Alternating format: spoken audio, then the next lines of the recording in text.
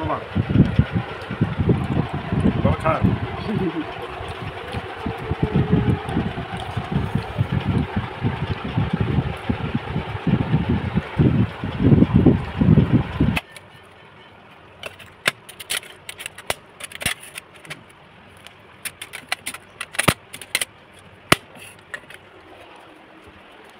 So high বন্ধুরা, good morning. নতুন দিনে নতুন আবার আর একটা ভিডিও নিয়ে চলে আসলাম তোমাদের মাঝে। আমার কাজকর্ম পর্ব চলছে, এখনও দেরি আছে শেষ হতে। মোটামুটি 9টা থেকে 9টা সাড়ে 9টার মতো তো বেজেই যাবে। আর ঘুম থেকে উঠেই ওর বাবাকে টিফিন বানিয়ে দিলাম। মানে আগে তো ঘর দুয়ার ভালো করে মুছে নিয়েছি, ঘরের সামনেটা জল দিয়েছি, ঝাড় দিয়েছি, তারপরে হাত পা ভালো মতো ধুয়ে ওর বাবাকে টিফিনটা বানিয়ে দিলাম। চা করলাম, চাটা খেলো, বেরিয়ে গেল। আর চা খাওয়ার আগে মাছ এনে দিয়ে গেছিলো, তো কাটাপোনা মাছ এনেছে। এনেই বলছে আজকে ডাল দিয়ে টক ডাল করবে আর মাছ ভাজা দিয়ে খাবো। দেখি এত বড় বড় মাছের পিস তো শুধু ভাজা নাও করতে পারি, 2 পিস মাছ এক্সট্রা রয়েছে, সেই 2 পিস মাছ ভাবছি ভেজে নেবো।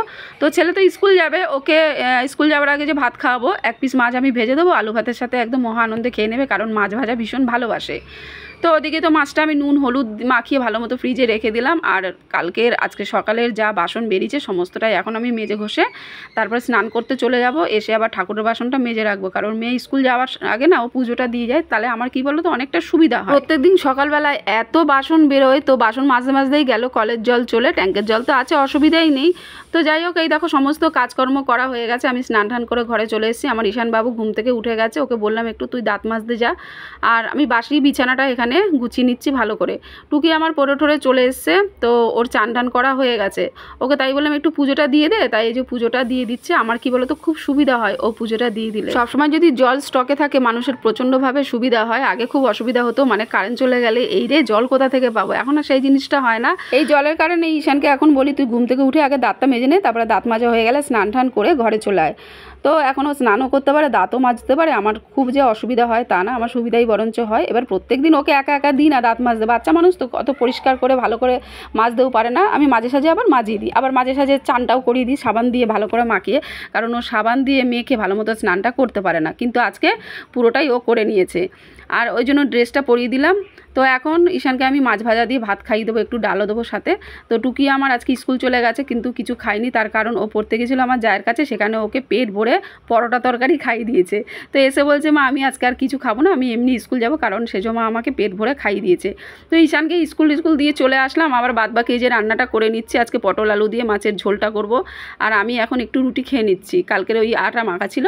তো ঈশানকে তো আমি ভাত খাইয়ে দিলাম, আমি আর ভাত খেলাম না, ওই আটাটা রুটি করে এখন আমি ওই চাটনি দিয়ে খেয়ে নিচ্ছি। আর মাছের ঝোলটা আমার পুরোপুরি রেডি হয়ে গেছে, মানে রান্নাবান্না আমার পুরো কমপ্লিট হয়ে গেছে, গ্যাস ফ্যাস মোচা হয়ে গেছে। এখন আমি এই যে কলের মধ্যে যেসব রান্নার বাসনগুলো ছিল সেগুলো চারতালে নিয়ে যাব, সেখানে মেজে নেবো। আর বাজার ঘরে একদম ছিল না, ওর বাবা দোকান থেকে আসার পথে অনেকগুলো বাজার নিয়ে এসে সেগুলো এখন গুছিয়ে গাছিয়ে রাখছে। তাই বলছি যে রাত্রেবেলায় আবার কী রান্না করব। বাজারে গেলে মনে হয় সবজিতে আগুন লেগেছে, মানে এত পরিমাণে দাম বেড়ে গেছে সবজির। তো সেটাই টুকির বাবা বলছে যা সবজির দাম মনে হয় না রোজ খাওয়া যাবে। তো আমার বাসন নেওয়া হয়ে গেছে, আমি এখন বাসন মেজে স্নানটা করে নেবো। ফোনের ক্যামেরাটা মনে হচ্ছে আমার পেছনে আকাশটা হালকা হালকা নীল হয়ে রয়েছে, কিন্তু না, আকাশ একদম চারিদিকে মেঘলা মেঘলা ওয়েদারে আচ্ছন্ন হয়ে রয়েছে। আর এই যে স্নান টান করে জামা কাপড়গুলো মেলে দিয়ে গেলাম, ছেলের কয়েকটা গেঞ্জি জামা ছিল সেগুলো একটু নির্মায় দিলাম। ভবিষ্যৎ আমার স্কুল থেকে চলে এসছে। স্নান করবি? যা যা যা যা যা, তেল মাখতে হবে না, কতবার তেল মাখবি। আর এই যে সকালবেলা কয়েকটা ঠাকুরের জামা কাপড় মেলে দিয়েছিলাম, শুকিয়ে গেছে, যা রোদ্দুরের তেজ শোকাবে না বাবা।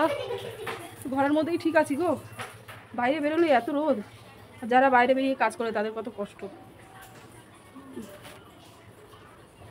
মেয়ে স্কুল থেকে চলে এসছে, এখন খাওয়া দাওয়া করবো। 1:30 এই 2টো বেজে গেছে, হ্যাঁ 2টো বেজে গেছে বলছে, পুরো 2টোই বাজে।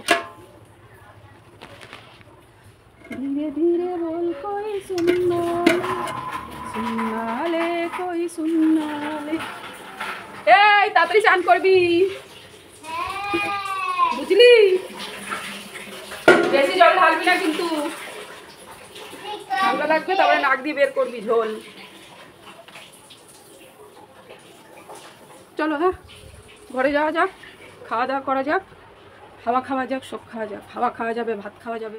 বিকেলবেলা চলে আসলাম আমাদের মিনি ছাদে। এখন একটা ব্যাপার হয়ে গেছে, সেটা একটু তোমাদের সাথে শেয়ার করি। তো এতদিন মানে ফোনে আনলিমিটেড নেট দিত, 1.5 GB নেট ভরার পরও আনলিমিটেড নেটটা পেতাম।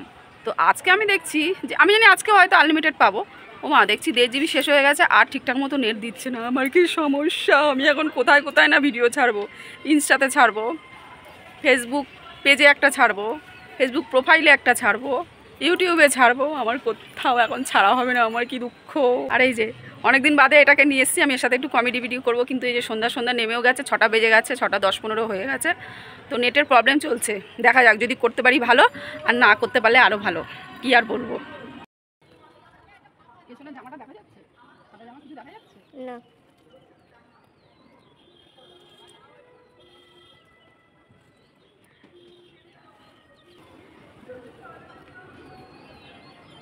কি দুঃখ, নেট চলে গেছে, আমার কি দুঃখ রে।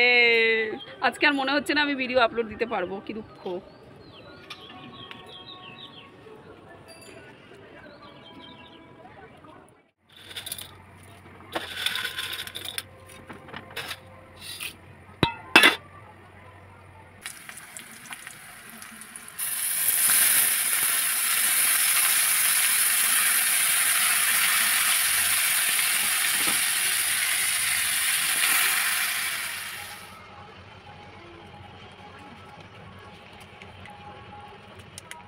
দেড় জিবি নেট তো ফুরিয়ে গেছিলো। অবশেষে আমি কি করব, তারপরে দোকানে গেলাম, বললো যে 2 জিবি নেট ওই 30 টাকায় পাওয়া যাবে, মানে আজ রাতের জন্য। তো ওই 2 জিবি নেটটাই আবার 30 টাকা দিয়ে ভরে আসলাম।